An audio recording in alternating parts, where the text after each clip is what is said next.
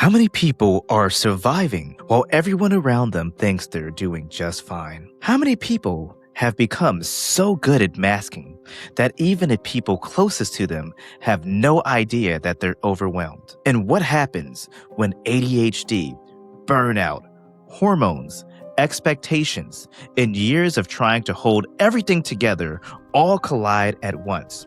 Welcome to Hidden in Plain Sight, the podcast about the parts of ourselves people don't always see: the overthinking, the growth, the burnout, the healing, the humor, and the everyday experiences that make us human. I'm Extrovergent, and you can find me on social media at Extrovergent. Today's conversation is about surviving while looking fine, because so many neurodivergent people become experts at appearing capable on the outside while quietly struggling underneath. Joining me today is Dr. Sarah Glasco, a neurodivergent educator, author of the Neurodivergent Hormonal Survival Toolkit, host of the ADHD Peripunks podcast, and creator of Sarcastic Self-Care. Sarah combines research, lived experiences, and humor to talk about the realities of neurodivergence, burnout, hormones, and why just relax has never been helpful advice. Today, we're talking about masking, invisible burnout, overthinking, the mental load of constantly holding everything together while so many people suffer silently, and how humor can sometimes become both a coping strategy and a survival tool. So whether you're here to laugh, learn, reflect, heal, or simply feel a little less alone, I'm glad you're here. Let's get into it. Sarah, welcome to Hidden in Plain Sight. And one thing that immediately stood out to me was something your entire brand seems to communicate: that someone can look completely okay on the outside while privately carrying an incredible amount. So let me start here. What does surviving while looking fine actually mean to you? Surviving while looking fine just means people have no idea what anybody else is carrying. And I don't even think that that's necessarily a unique experience to neurodivergence. I think that that is a very human thing. Some of us are just better at masking all of that than other people. I don't know, I wanna say like a master masker, but, it just there's different degrees of masking. Like, people will say, "I had to mask. I couldn't actually be myself. I couldn't let my personality come out, like my real personality," and I would not say that that has necessarily been the case for me my whole life, but it's more in terms of the actual struggles. I've been able to kind of just be my clown self and just the weird one, and people have more or less accepted me that way my whole life. But in terms of when I'm actually struggling, that is something that I think I have had a hard time admitting my whole life. And I think there's perfectionism wrapped up in it. I think there's ego wrapped up in it. Like, why does this feel so? Are we allowed to curse on this podcast? No, the I fuck you almost said, can't. okay. I almost said, why does this feel so? It's just everything wants to have an F word in it for me. But if you want to put an Um, effort in everything, go for it. Okay, fuck yeah. And that's even something I've not even censored myself, like even as a professor, I swore with my students. I swear with my kids. I mean, my kids are grown now. I did have to stop when my son was 2 because he started repeating that. And you got to draw the line somewhere for a while until your kids actually understand what's going on. Unfortunately, for better or for worse, you do kind of have to play by the rules of society in some capacity at some point, even if you decide you're going to break them later. But having said that, I don't feel like I've been having to hold my personality in or anything like that, but definitely looking okay. I think on paper, I still probably look good to people on paper, and I am still kind of struggling every day and with capacity, because I am trying to honor my actual capacity instead of moving at the speed of capitalism, which is why I left academia. And that is not an easy way to live. And I don't recommend it to most people because there's a lot of financial insecurity wrapped up in the choices that I make. Could I have more financial security? Absolutely, I could. I could have lots and lots of money, but I'm choosing to honor my bandwidth and really scrutinizing choices I make in terms of how I spend my time, projects that I'm taking on. I'm taking on more commitments. And so that's the kind of stuff that I just kind of hid in academia, and everything just always felt like it was 10 times harder for me. I mean, it took me 10 years to get my PhD, which was a But you 5-year got it. program. Yes, I did. And I cried a lot and I wanted to quit a lot. Yeah. So I did finish it, but it took me twice as long as some people. But yeah, I did it. The cost of that is like, okay, I spent an entire academic career. I spent my entire adult life building this academic career and then abruptly left after one good night's sleep. That's pretty much how it happened. I went to bed one night, not even imagining that I was going to quit my job. I had tenure. I had been at the same university for 17 years. That was not in the cards. So I always say, I went to bed a professor and then I woke up and I quit. Some And I people had might no look at plan that B. and they might go, wow, she has it all together. She has this great career. She's doing all of this, but they don't understand that looking functional isn't the same as feeling okay. Somebody can appear incredibly successful while they're quietly falling apart and nobody would even know. No, that's exactly right. And I don't say this lightly. For me, leaving that job, as much as I loved it, I loved my colleagues. I did not work in a toxic environment. I really loved my students. I loved teaching. I loved so much about my work. It was just the pace. And I didn't know that I had ADHD or OCD or that I was dyslexic. I didn't know any of these things when I quit. And I also didn't know that I was on the brink of menopause when I quit. I did not know any of this. And I would say that I have a decent level of self awareness. And also, I would describe myself as a person who's pretty in tune with my body.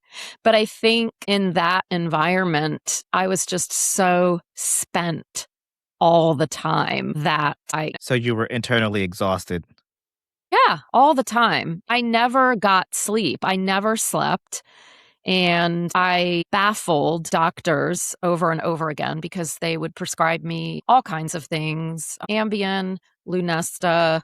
A couple of my friends, my brother-in-law and a friend of mine from high school, were both combat veterans, and they were both on quetiapine and antipsychotics that they said, trust me, I have severe PTSD. This is the only thing that has ever worked for me. It just knocks me on my ass. It did nothing for me. Wow. It just didn't. I didn't feel like I was actually on anything. I didn't feel altered at all when I was on that. That's an antipsychotic. I was prescribed Xanax, which knocks people out. That did not help me sleep either. For all I knew, I didn't even have ADHD or I didn't have this or that because all my problems could have just been related to sleep deprivation. Because if you don't have sleep, you have nothing. That's the foundation. But it turns out all that stuff was still there, but sleep was the biggest thing that I had to fix yet. And it didn't get fixed for a while after I got my diagnosis. It was still really, really bad. And my colleagues in academia would say, oh, you're such a visionary. You're a rock star. That's such a brilliant idea. And they would say, that's an amazing idea. And I would have never thought of that. And how do you do that? And I was like, man, if you think that that is brilliant, I would love to see, and I would love for you to see, but I would love for myself to see what I could actually be capable of and what I could accomplish running at full capacity, because I was constantly telling them, you guys have no idea. I am running on 20% capacity max at any given moment. And my students thought I had it together too. I walked one student to lunch one day and she said, And she was autistic and ADHD. And she said, "How do you have it so together, Dr. G?" And that's what my students called me. And I burst into spontaneous laughter. I was very real with my students. And I was like, "Are you fucking kidding me? I am a hot fucking mess. I do not have shit together." And she was so confused. She was like, "What? What are you talking about?" And I was like, "No, trust me. I do not have it together." And I was like, I'm actually frankly relieved that that's what it seems like. But it didn't always seem like that. Some of my student evaluations, I would get dinged for disorganization or being late, classic ADHD stuff. But for all intents and purposes, holistically, I suppose I made it look easy. But I was just tired all the time. I loved my work, so I was constantly trying to reinvent the wheel in everything that I did. I just was always looking for adventure. I was dopamine seeking in my job, inventing like 17 new courses every semester. And people be like, "Why don't you just teach what you taught? Why don't you just do that for 5 years in a row, 6 years in a row?" I'm like, even if I do that, it needs That's not improvement. where I've the got to, dopamine is. yeah. But yeah, I was just going to say one last thing, which is when I left my job, and this is trigger warning, I don't say this lightly. I feel like it was literally a matter of life and death. I really, at that moment in time, was convinced that I was dying. I was convinced that I was dying. And I had kind of felt that way for a while. And I don't know what happened, but I slept through the night that one night. I woke up and I realized I was very confused because I realized that I had slept like 8 or 9 hours straight, and that probably hadn't happened in, 20 or 25 years. And I got really angry. I had this indignant clarity that I had never had. And I was really upset. I think I actually started crying. I was ranting to my partner, going, "Is this what normal people get to feel like all the fucking time? This is bullshit. What is wrong with me?" And I don't know, just like in that moment, it was so spontaneous. I just said, "I've got to quit my job. I've got to do it. I've got to get the fuck out of there." And I set up a meeting with my department chair that day because I knew that if I didn't do it in that moment, that I would chicken out. And so, yeah, that's basically how sarcastic self-care got started. I had no plan B, though. I had no plan B, and again, do not recommend that. Do not recommend that. That is not for the faint. That is not for the faint. I don't believe that many people would be comfortable living the life that I have. You have to have a very regulated nervous system to live with the kind of financial insecurity that I'm still currently I would living with, assume that there's I'm lots of ebbs and flows there. yeah, but we have just gone into it with the audacity of hope, the audacity of self-belief in myself, that the reason I'm still financially insecure is because I'm not moving at the speed of capitalism. I am able to technically, but that will just keep me in a perpetual cycle of burnout. And so it's hard because my mind moves at a million miles an hour. I have a million ideas every minute. I know what I need to do to execute them. I know what I could do to make everything go a lot faster. And so fighting against the urge to calm the fuck down and go slow is really, really challenging. And with that slowness comes slowness of anything happening and therefore money coming in. Things are changing little by little. And I do believe that I am on the brink of massive, massive change with that in my life. But it's been 3 years coming, and that's a long time to wait. People will always say, "Oh, if you're going to have your own business, That if is a you're not long in the time, yeah. black, yeah, if you're not in the black within the first year, then you're a failure. You need to And don't quit." they say most businesses don't even make it past the first 2 years? Those are the hardest years. Well, and my argument for that is that's because 2 years isn't enough. I don't believe that 2 years is technically enough. I don't think a lot of people, I think, probably could have successful businesses if they believed in themselves more. And I'm not saying that's the case for everybody, but I bet there are a lot of people out there who threw in the towel because of that conventional wisdom that I think is complete bullshit. Yeah, and one of my side businesses took 4 years to get off the ground, even as being a creator. that takes time. It's not like, oh, I'm going to post a video and do something and Ah, you're just going to blow up. It takes time and it takes dedication and everything too.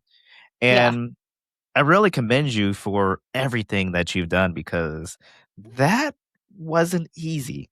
And you did what you had to do for you. And some I people did, spend yeah. so much energy looking okay that they have nothing left of themselves. For instance, you might smile through the exhaustion. You're just tired. You just, oh, look at me. I'm just smiling and I'm appearing to be happy. I'm not. Yep, How are you doing? I'm fine. No, you're not. You're acting calm when you're overwhelmed. There can be so much shit going on in your life, and you're just cruising through like I got it together. And then yep, it's even harder when you're the dependable person because everybody thinks you have your shit together, that they start trauma dumping on you and coming to you, knowing that you have nothing less to give. And the type of people that we are, we're still going to give even with that because that's how we are. And then we crash once we get home. But I do have a yeah, question for you. At what point does masking stop protecting us and start hurting us? yeah. And I think I reached that point where I just was kind of done pretending that I was okay. I'll tell you what happened actually in academia and I don't know any other job like this where at academic institutions in the US, if you have tenure, you have to write an annual report that basically like instead of like at the end of every year your boss gets together with you and you get a little performance evaluation and maybe you get a 4% raise for cost of living inflation or whatever. At my university, and this is I think this is standard practice, you basically have to write these long detailed reports. You have to write them and submit them about why you're so fucking awesome and why you deserve to keep your job. And then if you're extra awesome, why you deserve to get more than the standard 1% raise. Why should you get the 2% merit raise? You know, I'm like, thanks for the fucking 50 cents extra on my paycheck. But we had to do that every year and it stressed everybody out. And even if it's like kind of formulaic, it was still very stressful. And it just felt like, why do I have to state my case? You know what I did. You gave me funding for this conference. You saw that I published this thing. You know that I'm director of the Women's Gender and Sexuality Studies interdisciplinary minor. It was a sort of a medium sized university. So, like, you know, it's not like it was a 50,000 person student body like Ohio State, where maybe people don't know each other or whatever. We all kind of knew a lot of what was going on. It was also an environment that was really good at celebrating wins when faculty and students would do great things. It got celebrated, it got talked about. But I think what I started doing and what I was actually advised not to do to tone it down was in my annual reports. At the end, you would have to kind of put what your short term goals were and what your long term goals were. And I just started being brutally honest and I started talking about my mental health. And I started saying, well, in the short term, I'm doing this. My long term goals are this because I really want to protect my mental health, blah, blah, blah, my capacity. And I was actually advised to maybe that part about my mental health by a colleague who read a draft, and it was someone who I love and trusted, but I thought it was bullshit, you know? And so I did that first time that I kind of just let that slip in there.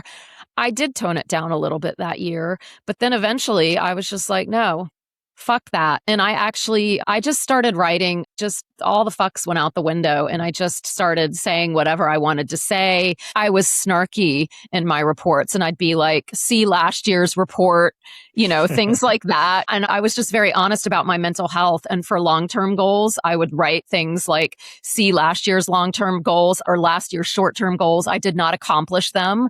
I was just so tired of trying to be this overachiever. I had been there a long time. I was well liked. I was really good at my job. And so maybe I could get away with that. But I think it's at that point where I was just like,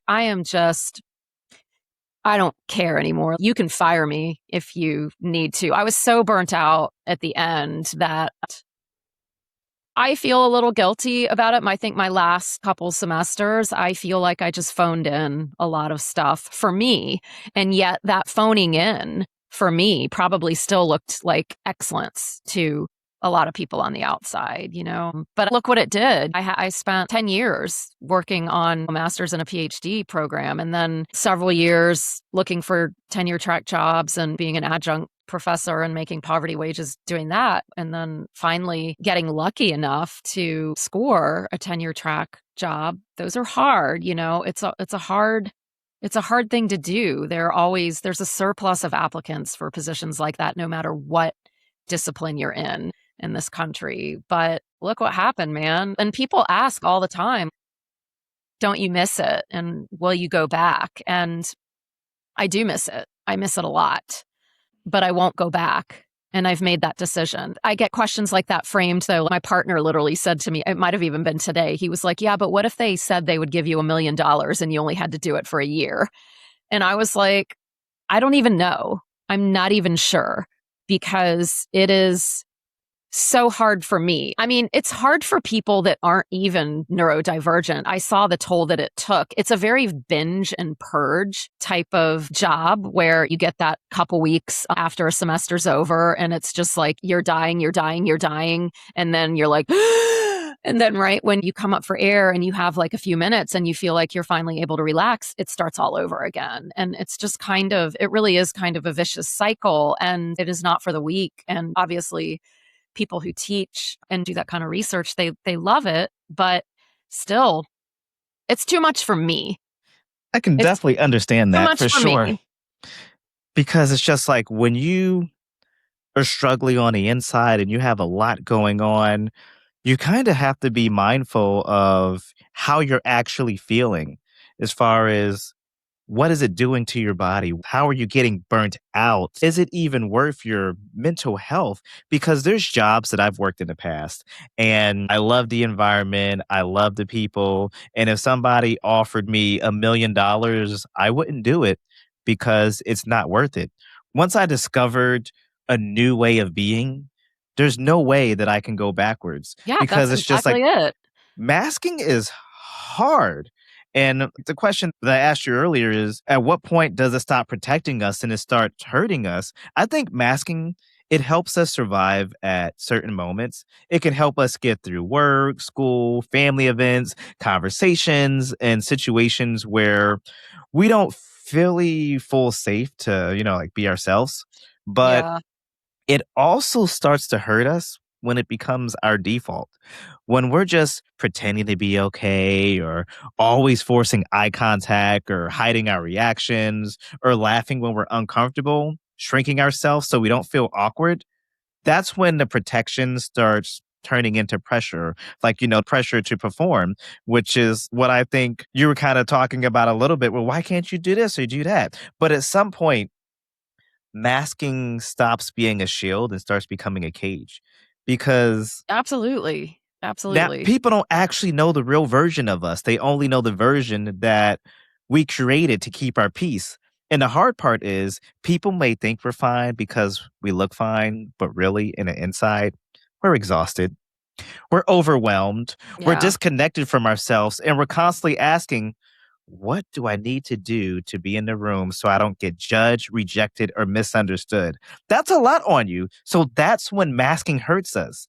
Not when we use it as a tool, but when we feel like we don't have permission to take it off. So to sum all of that up, I kind of feel like masking protects us when we use it in a survival moment, but it hurts us when we start believing we have to hide who we are just to be loved or understood or anything like that. Yeah. Yeah, my colleagues definitely they kind of characterized me as like punk rock, you know, they kind of were like, yeah, she's punk, she doesn't play by the rules, and they actually appreciated that about me. But it's like that only works to your advantage so much in a structured environment where there are a lot of rules. And so the way that I describe myself now, because I thought a lot after I quit, I thought a lot about it. How did this happen? Why did this happen? How did it get to this point? And what I've come to conclude is just kind of like I'm a walking paradox. I basically feel like I am both the problem and the solution. I am the reason that you want to hire me, but the reason that you want to hire me, because I'm all radical and that sounds exciting when you're interviewing me, is going to be the very same shit that you eventually want to fire me for, because I am unhinged. I know what you I'm mean not for afraid that. to say what I think. I'm not afraid to say what I think. And at some point, for a lot of people, that becomes a nuisance. It's easy to become a liability for certain people. Now, I do feel like I was pretty lucky in my environment. I got away with a lot. I had a lot of autonomy and creative freedom. I got to create the courses that I taught and I got to administer them. Obviously, they had to go through the university-wide curriculum committee and all that, but I was playing the game and giving them enough of what they want, which at my university, we were just all about engaged learning. There wasn't a lot of lecturing to students. It was very hands-on teaching. So that was great for That's pretty me. cool. And that is where I thrived. But the one thing that I started doing is I started ungrading, which a lot of people don't know what that is. But basically, I stopped giving grades in my classes and basically just started teaching. I called it teaching democratically, where my students and I would sort of create rules, quote unquote, for the class. And we would decide together what an A means in our learning environment. And it was very community focused. I stopped being punitive in any way and was all about restorative justice. I stopped giving out honor code violations when students blatantly cheated and basically would say, listen, I would just sit them down and I would say, listen, you copied that straight from this, or this was AI or whatever. And they would be horrified because I would never accuse them if I didn't have concrete proof, but I wouldn't even call it accusational. For me, at some point, it was just calling them out and making sure that they were okay. And It seems like you added a human element to that. yes. And I think that I was possibly privately judged for that. I stopped giving penalties, like late grade penalties. The honor code thing basically was like, I know that you wouldn't be showing up to my class. You wouldn't sign up for my class and you wouldn't be showing up if you didn't sincerely want to learn. And I've just told my students, the reason people cheat typically is because they're stressed. They're stressed out and they're overextended and there's some deadline. And that's often the case. I also just go into everything believing, first and foremost, the best about students, not the worst. Yeah. And so they were always apologetic. And then sometimes they would cry and I would say, it's okay. And they would say, I understand if you want to give me a 0. And I stopped doing that too, because to me, giving students 0s for not turning in something by a deadline is a missed opportunity for learning. If you're going to spend the time to do it and give it to me late, I am not going to, that shows me that you want to learn. And I am not going to deny you that opportunity to learn. And I'm not going to fucking penalize you for it either.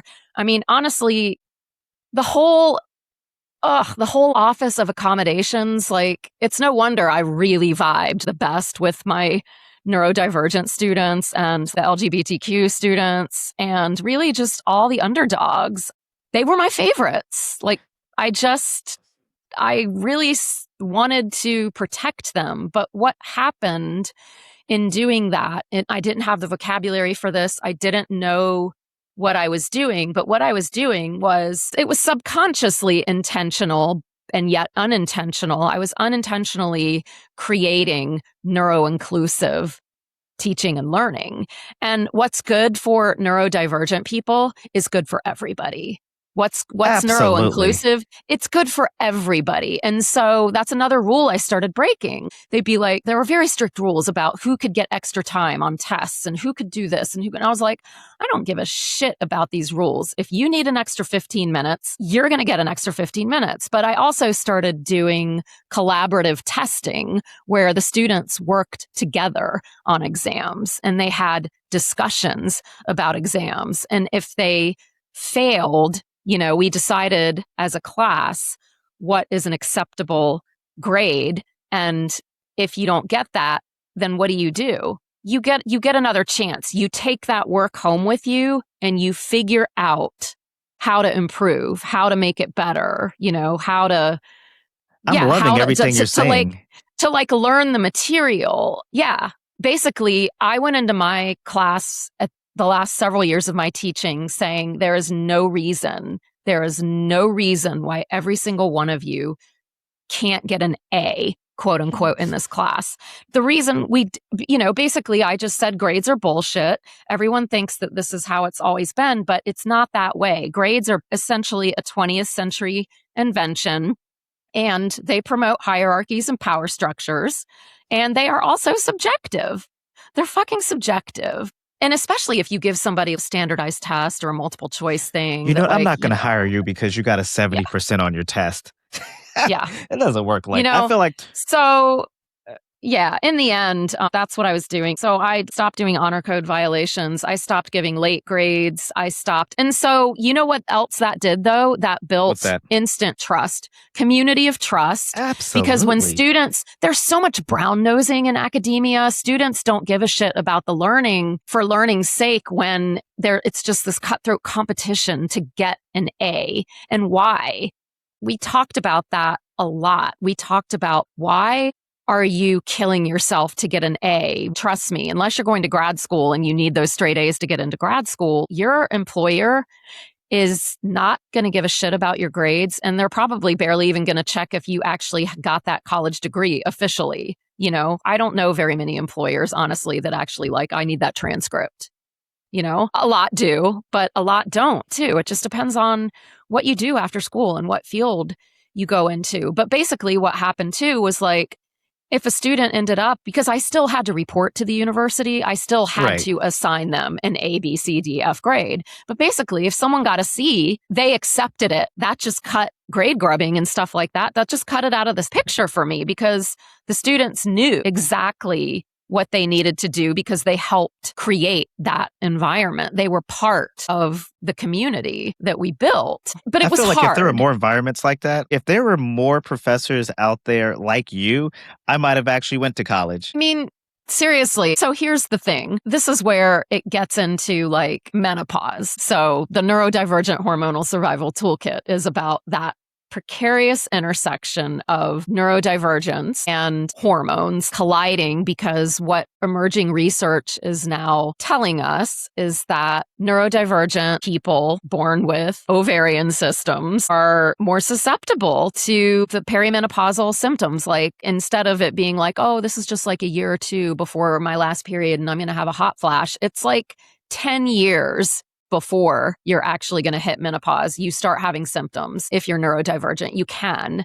And they're also amplified because there are estrogen receptors everywhere in your body. And that goes for men too. We all have estrogen. That is not a female hormone. That is a human hormone. Testosterone is not a male hormone. That is a human hormone. And we all have these hormones. And men, people assigned female at birth, have more estrogen in their bodies. Their bodies are naturally producing more estrogen than assigned female at birth people have in their 40s and 50s, which is just kind of nuts to think. But what happens is there's a dopamine link with that. And basically when estrogen starts to fluctuate and plummet, it takes dopamine with it. And so that is how research has been able to reveal that, oh yeah, neurodivergent people really do have it harder when these big hormonal shifts happen. And so basically, though, my point in any discussion on this is that menopause is not a gendered issue.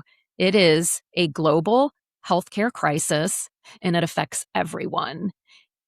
It does not just Yes, it affects the women physically and mentally, and anybody born with an ovarian system, trans, gender expansive people. It's not just cis women that go through menopause. And there are a lot of gender expansive people who do not identify as women, or they are not cis women, they are trans women, or they're non-binary, and they're being left out of the conversation. But, they're experiencing these changes too. And because their hormones might be different, because maybe they're doing gender affirming hormone therapy, or they're taking hormones that don't match up with their sex assigned at birth, etc. They're having menopause adjacent experiences too that are like fucking riotous as well. And so what we know now based on the research is suicidal ideation is a huge thing for AFAB people in particular. A lot of suicide rates peak for women in their late 40s, early 50s, and it's exponential if you are a marginalized identity. If you identify as trans, for instance, you are exponentially more at risk for that kind of overall aversion. But we love to frame things in terms of, oh, isn't that too bad? I was smack on the brink of menopause right when I quit, and I was undiagnosed, and I got divorced in my 40s. I quit my job. And a lot of people will say, oh, isn't that too bad? You lost. Look at how much women are losing. But that is not the right way to frame this, because sure, I lost a husband and my kids lost a stable, traditional, structured family unit. And that is something that I don't wish that on anybody. I will say divorce is it's probably the hardest thing I've ever done in my life, because it's something like quitting my job that I knew I had to do. And it was the hardest thing I've ever done, because I knew that I had to do it, even though it was going to devastate my ex-husband and it was going to devastate my children. I knew that it was going to devastate everybody. But I had to do it for me, because whether we understand the wisdom in those moments or not, self-care truly is community care. And if you are not putting the oxygen mask on yourself first, everybody else is just going to inherently be fucked over. And so sure, I lost a husband and my kids lost this stable family environment, but that is not just on me. First of all, any relationship works both ways. But you know what else? My husband lost a wife. He lost too. My university, it's not, oh, I lost my job. My university lost. They lost big time. My university lost a really fucking incredible professor. And my students lost. And I think the biggest loss, honestly, was my closest colleagues. They lost big time, and they have not recovered from that loss. I get text messages regularly from my closest colleagues with photos of us, with when are we going to get together. And that tells me, they say they miss me all the time. And I miss them too. We were so fucking tight. And it is really surreal to be with the same people for 10 plus years and to have this tight bond professionally and personally. Like, I adored these people. And I just I ripped myself out of their lives. And you kind of think like, oh yeah, well, we'll still see each other. No, you won't really, because they're stuck back in that rat race that I've gotten out of. And I don't wish that on anybody. I know what it's like. I know not to bother them during final exams or during this or that, but they communicate with me, and the kind of communication that they give to me lets me know that they're still devastated by this loss. They're still devastated. I'm not. I'm okay. I'm sad by it. I'm sad, but I've recovered, and I don't think they have. And that's the saddest part of all to me. And I think that a lot of people might say like, oh, that's pretty arrogant of you. But I don't think it's arrogant. I think it's very observant of me. And honestly, I think it's the truth. Anyway, woo. That's a lot. Menopause is a global healthcare crisis, and partners need to be involved. Partners need to understand what is going on, and everyone needs to be educated on this. And even doctors need to catch up. Like, people, including our own doctors, have no idea what to do, And or, I they're definitely still spreading appreciate the work that you're misinformation. And, doing. You're doing a lot of good work. And you mentioned a lot about how hormones have such a profound impact on our brains. But you made me think about something as you were speaking. Why are so many women discovering ADHD during perimenopause or menopause, in your opinion? Well, I mean, historically, the research only focused on boys. For a long time, ADHD and autism were both seen as disorders that little boys have, not girls. And also, their neurotypes. I'm not disordered. The system is. Am I disabled by this disordered system? Absolutely. Invisible disability. But, yeah. So whatever. We have to call them disorder. The DSM-5 and the ICD-11, all those things, those diagnostic tools, we can criticize them all we want, but we do need things like that if we're going to exist and subsist, forcefully participate in capitalism against our will. We're part of this. There is no ethical consumption under capitalism. We kind of all have to do what we have to do. And it's hard. It's hard. And so if you want to not just survive, but also thrive in these situations, unless you're going to, work for yourself so that you can self-accommodate when you're in school, you are going to need that label. You are going to need that diagnosis so that you can access those accommodations, and that so you can also access potentially medication that might actually save your life, that might help you. There's no one size fits all. It's every single person is different. And so everyone deserves nuanced, individualized care. And that is something that we are not very good at in any field, really. We just want everything to be standardized. We want to just hand somebody a piece of paper that has the same dose as, well, research says that this dose works for most people. I mean, yeah, so it's a struggle. So there's that historically, research only focused on boys. My son was diagnosed at 6. My daughter, not till 16. They both have autism and ADHD. And then I think it is just what we also are learning as well is that hyperactivity. We always thought of ADHD as like, oh, if you present with the hyperactive type, it's like means you're just running around and you're kicking over chairs and, maybe you're disruptive. That was my son. I think he had internal and external hyperactivity. But what we're learning too from research is that because it's cultural, girls are just culturally indoctrinated to be more compliant. And girls, what we're discovering, are very hyperactive maybe, but it's internalized hyperactivity. And so your brain is moving 1,000,000 miles an hour and maybe you have task paralysis or, but you're good. You're behaving.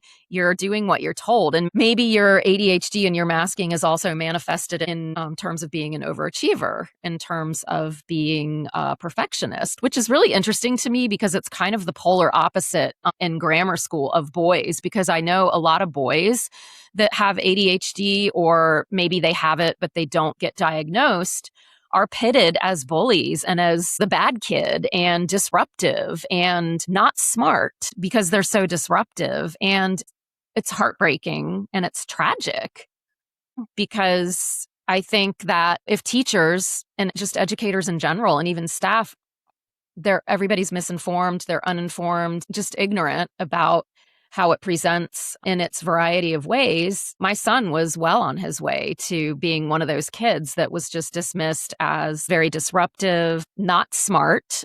And somebody spotted something. I don't remember who it was. Somebody spotted something with him and said maybe he should get assessed for ADHD. And then it was this long jumping through hoops to see if he would actually qualify for assessment through the public school system, which that was an assessment for an assessment to see if he qualified, because An you use a assessment lot for an of, assessment. if you're being assessed in the public school system, it's free for you, but She's putting up air taxpayer quotes. dollars. Yeah.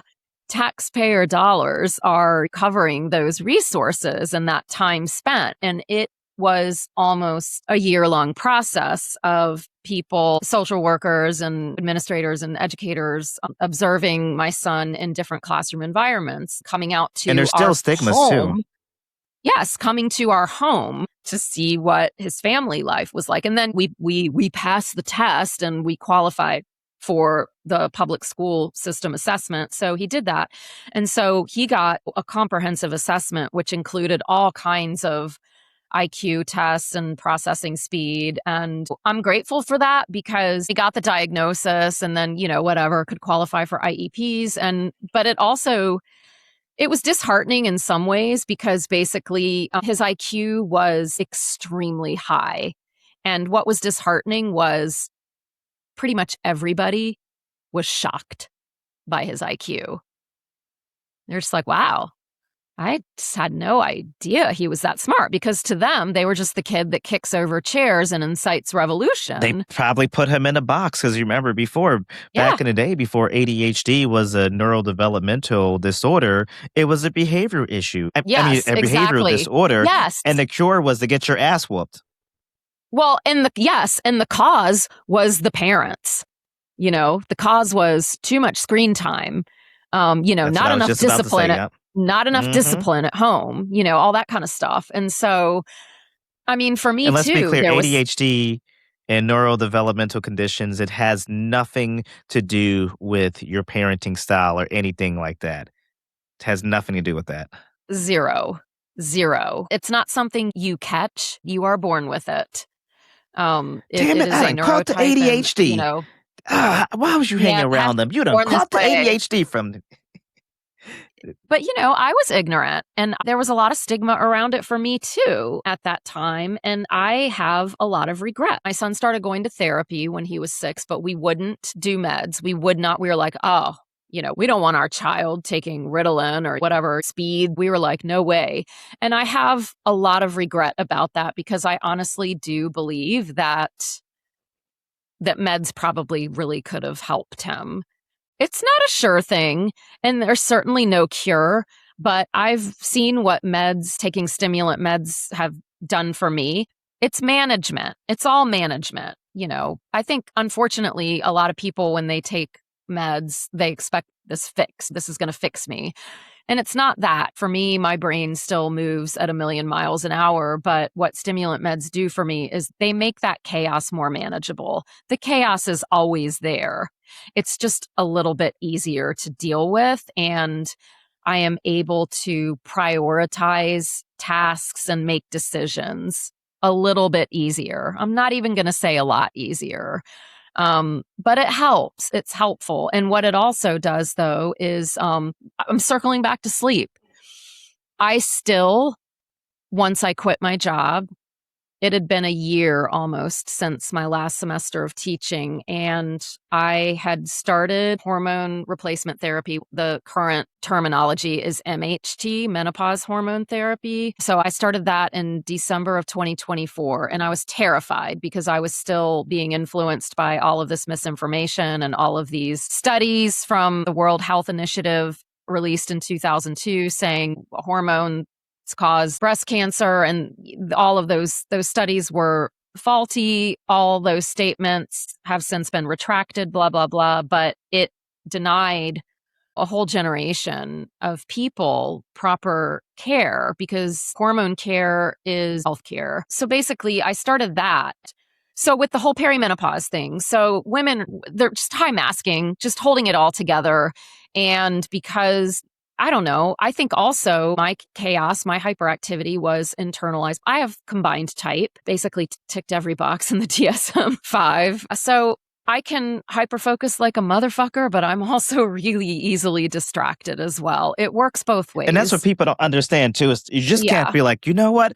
I'm going to hyper-focus on this and this only. No, it doesn't work like that. You can't always control what you focus on and when it happens. Yeah. I mean, I also, I have so many thoughts in my head right now. I'm like, okay, circle back to sleep, circle back to why do women not get diagnosed right now typically until they hit perimenopause? But what I want to say about the hyperfocus is you do you.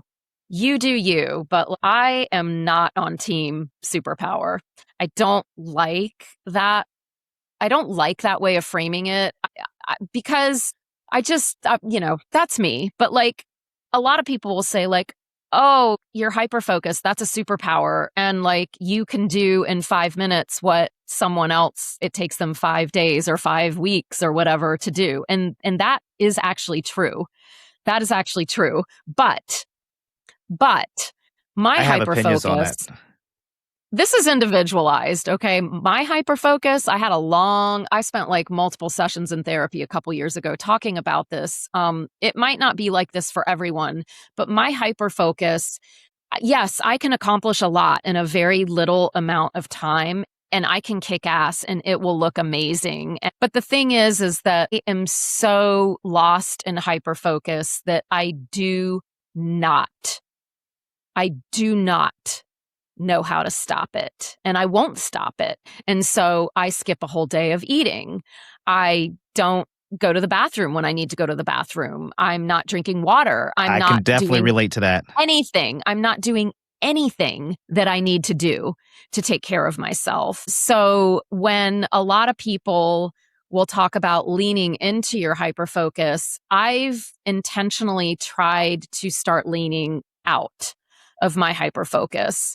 And I'm getting a lot better at it so that when I am this is ridiculous. And this isn't even about hyper-focusing per se, is just not doing the things that you know you need to do to take care of yourself. When I was on one of my flights the other day, I had to pee for the whole freaking flight and I just wouldn't get up and do it. I had a freaking aisle seat.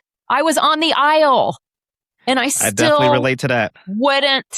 I wouldn't do it. And so literally the only thing that got me to do it was I body doubled. I hit my friend up. Shout out to Dr. Jen, ADHD with Dr. Jen Wolkin. She's a good friend of mine. And I texted her and I was joking. I was texting her while I was on the plane and I was joking. I was like, oh my God, I've had to pee for like 5 hours, like this whole flight.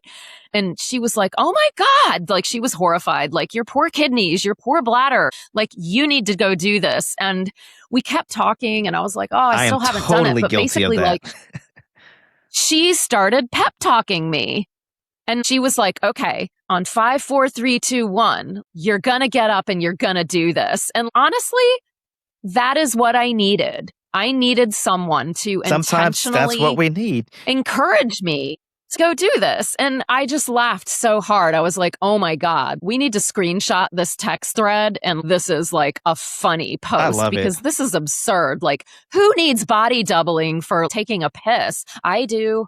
I really do. You need what you need. It's one of those starting things to get a lot where better at it where, I've been in a big, I've been in hyperfocus in a big way because of the book over the past year and a half, really 2 years. Talking about the book, tell me about the community that you're looking to build and that you're building. So just looking to build a community of anybody who feels like they are being rocked by the intersection of neurodivergence, which is not just limited to ADHD and autism. We have to acknowledge the massive umbrella and all these different things that fall under the neurodivergent umbrella because it's vast. And let's face it, man, ADHD, things like that, these neurobiological conditions, they rarely fly solo. And that's where you start when you finally get diagnosed and you learned the terms like comorbidity and all this other. You learn all the other friends that decided to tag along with your ADHD, but also physical, quote unquote, physical conditions that we think are just physical, but that are also very much mental health conditions too, like hypermobility. I have hypermobility and I'm just only now really learning the extent of that. But, just looking to build a community that is super inclusive of all experiences where lived experience and clinical experience sit side by side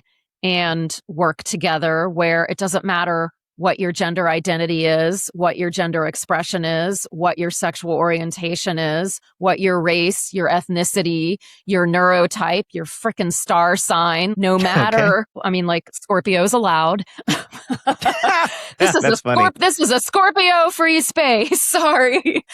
But think about it. What if we did something like that? Or just not acknowledging that systemic racism is rampant in the medical industrial complex and that Black women are misdiagnosed, undiagnosed, their pain minimized. It just goes on and on. It's complex. So we are trying to build a community, a bunch of friends and I, that, is this intersection of anybody who feels like, and that could be diagnosed, undiagnosed, self-identified, just wondering. You can be neurocurious. And Neurocurious. Okay. yeah, you know your body and brain better than anybody. So we just are trying to build a community of support where we are now experts on all of this stuff. We have been forced to become experts in our own body and brain. And I think that we take our knowledge for granted. Most of the people that I'm working with to build this community that we're launching in September, called the Neuropause Collective, there are 8 of us, and 6 of those women, we are all cis women. 2 of us are queer. 6 of them are credentialed. There's 1 ADHD coach, and then 5 of them are actual therapists. There's a PhD neuropsychologist. There's a licensed professional counselor who is EMDR trained, who specializes in ADHD and menopause, multiple social workers. We've got this huge group of people who we've all become experts in this stuff, and we've been working individually and in our own little bubbles, and we take our knowledge for granted now, but that knowledge is power, and we need to share the wealth of this knowledge and support people, and honestly support ourselves though. So Absolutely. we are going to Community be is offering so we are important. going to be offering freebies, and we all do a lot of pro bono work. I mean, I actually have to stop working for free. I have to stop doing that because I work a little too much for free. And I have friends now stopping me like, no, do not give that away, Sarah. You give enough away already as it is. So we are launching in September. It's going to be a monthly subscription community that I will say we are guaranteeing. One of the biggest things on our radar is making sure that it is obvious that that you can cancel anytime, and that where you need to go to cancel is in your face, and that you can just click a button and you're out. Because as ADHDers, that stereotype of like, yeah, we have all these, paying another month for that one, or heaven help us, like another year when you have something that's like some app for $200 and you're Everything like, you're doing sounds guess I'm exciting. going to enjoy that for another year. I missed the deadline on. So it's basically, it's inclusive, it's neuro-affirming, it's gender-affirming, and even if it's not you, it's educational. Even if you are a cis male who just wants to learn more about it, you belong there. And our whole mantra is we're saying you can sit with us, because so many neurodivergent people as kids, we were bullied. And it's the whole idea of like going up to a lunch table with your tray and having people be like, get the fuck out of here. No, And you it's good can't to sit with learn us. too, because as Yeah, a father and especially as a husband, I think this is good information for me to know too, so I can be a supportive husband. And even talking about absolutely. this, for the people listening, tell them a little bit about the Neurodivergent Hormonal Survival Toolkit, which is your book. Yes, that is my new book. It literally dropped today.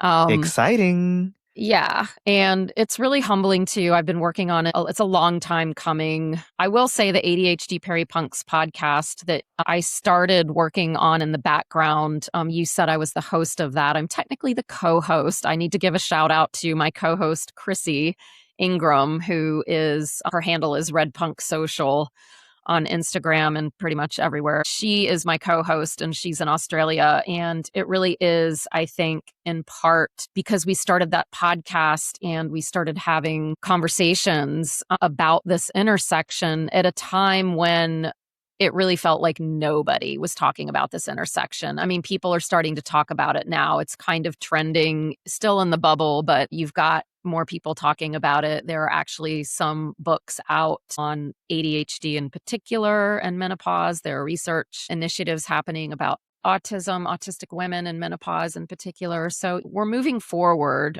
But what I've noticed in a lot of the research and what I really want to say about my book is it's called a toolkit. It's the Neurodivergent Hormonal Survival Toolkit. It is a guide for what I call neurocomplex people in peri/menopause and their partners. There's a bunch of tools in there. It's really very much about teaching you how to self-advocate in any kind of provider setting, the right types of questions to ask, how to express your needs, what to do if you are disrespected or if you are dismissed, if you are misgendered, if your pain is minimized, any kind of situation. It's really a guide that I built based on my own experience in mental health and medical care settings and just feeling like people would just kind of roll their eyes. Not my primary care and not my therapist, especially because I have a PhD. I was just like, how could you possibly have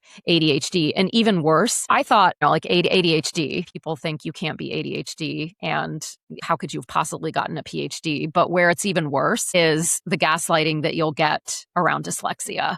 There's no fucking way you could be dyslexic. How could you make it through? But dyslexia is also very stereotyped, very misunderstood. So there are a lot of things, but I did not invent the term neurocomplex, I don't think. And some people might say, oh, that's just another label. I could have said neurodivergent. I said that in the title, so I just wanted to say something different in the subtitle because to me, complex is really where it's at because it is complex. Like I stressed before, we are all individual people.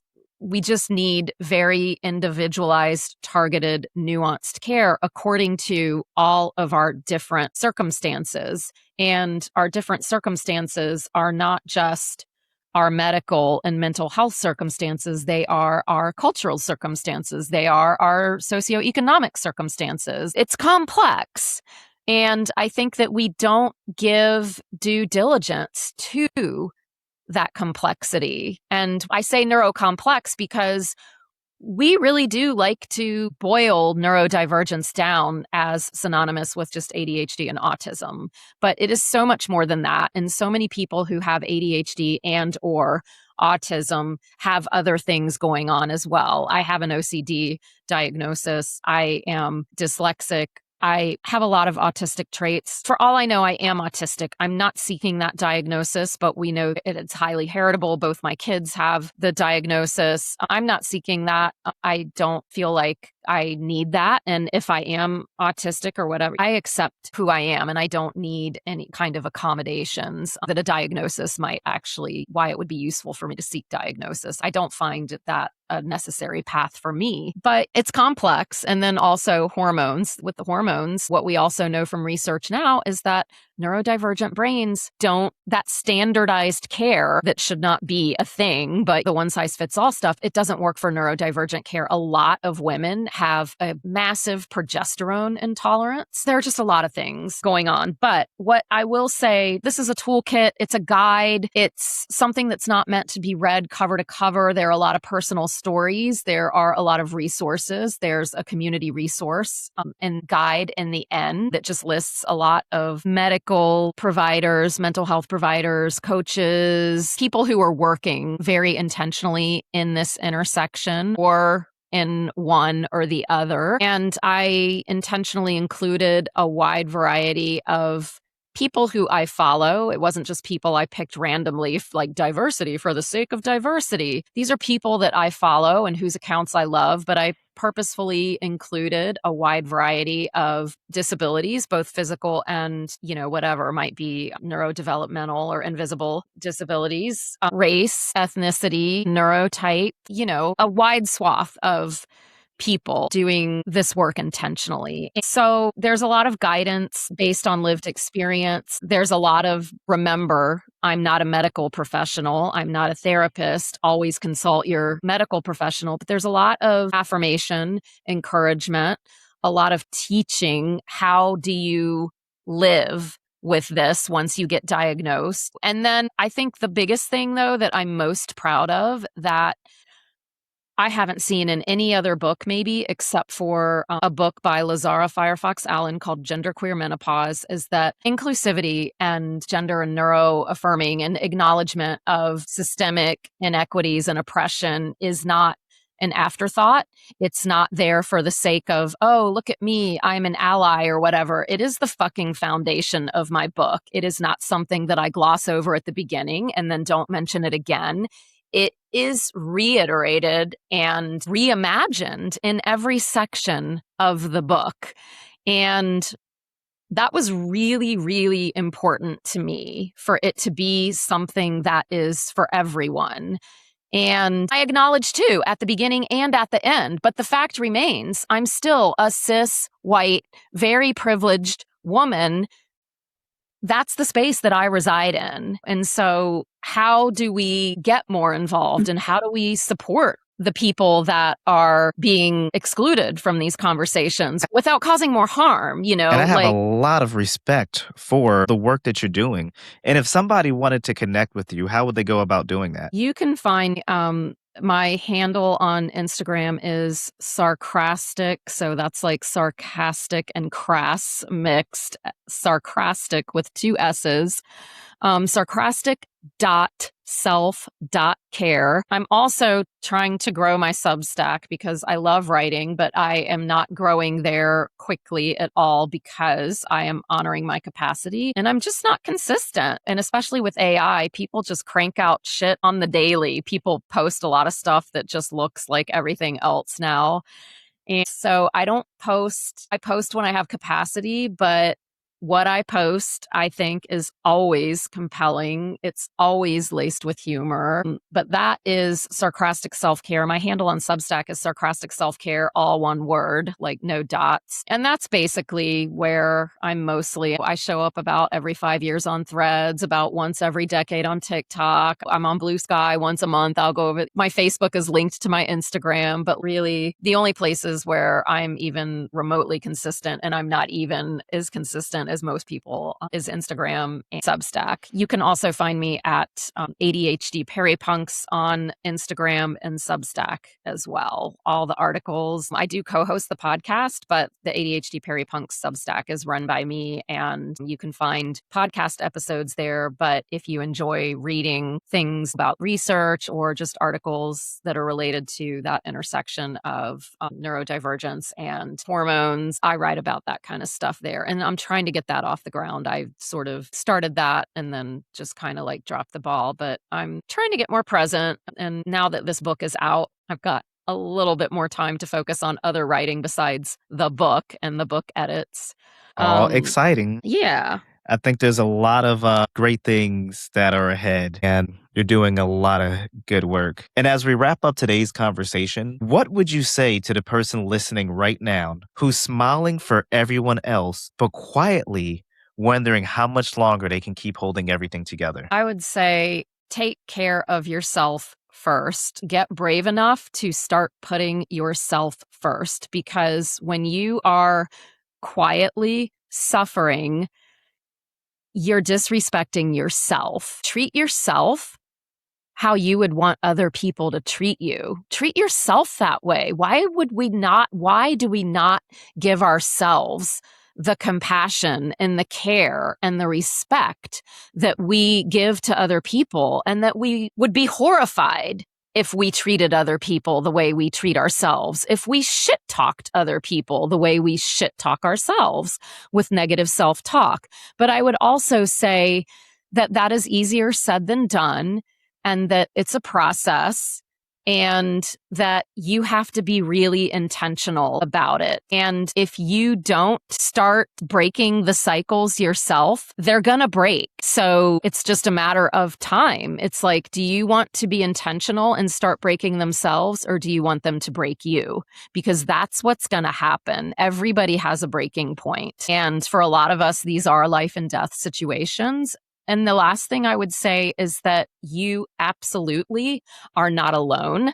You are not enough. You're not too much. You are not broken. You're not something that needs to be fixed. You are someone who, despite no matter what kind of a unfixable hot mess you think you are, you are worthy of care, you deserve care, and you deserve to be treated with respect. You deserve sleep. You deserve rest. You don't need to earn rest. And also that you are not alone.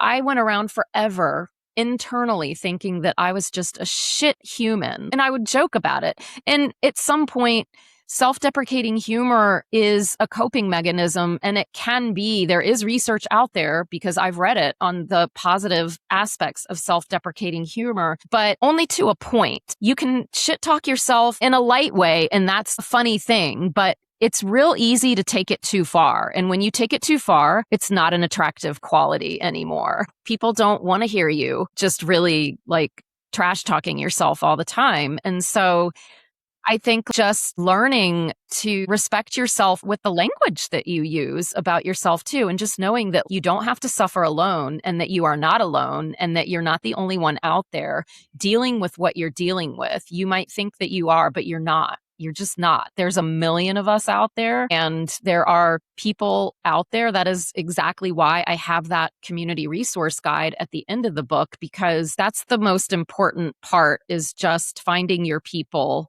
your personal connections and your professional connections, because that's where it all starts.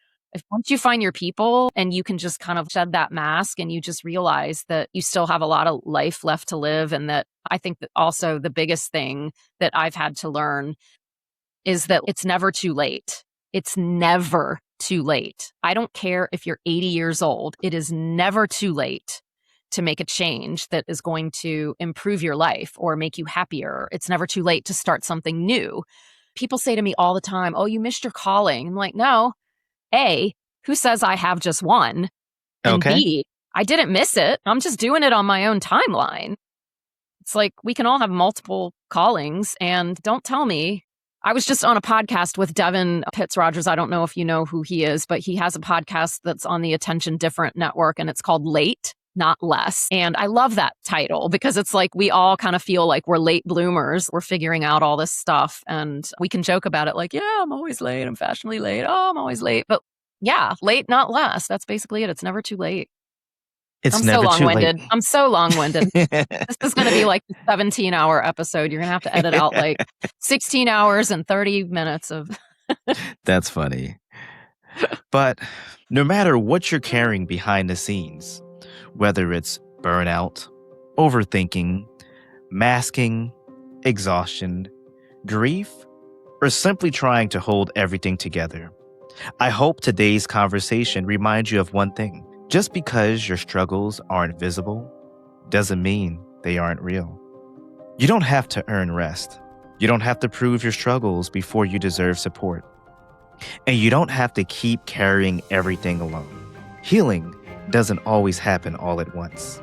Sometimes it begins with being honest with yourself, with someone you trust, or simply by realizing you're not the only one who feels this way. If today's conversation helped you feel seen, understood, or a little less alone, I hope you'll carry that feeling with you long after this episode ends. Thank you, Dr. Sarah Glasco, for sharing her wisdom, insight, and honesty with us today. And thank you for being here, for listening, and for continuing to show up, even on the days no one else sees the effort it takes. Until next time, be kind to yourself. Give yourself grace, and remember to love yourself for just the way that you are. Have a good day, friend.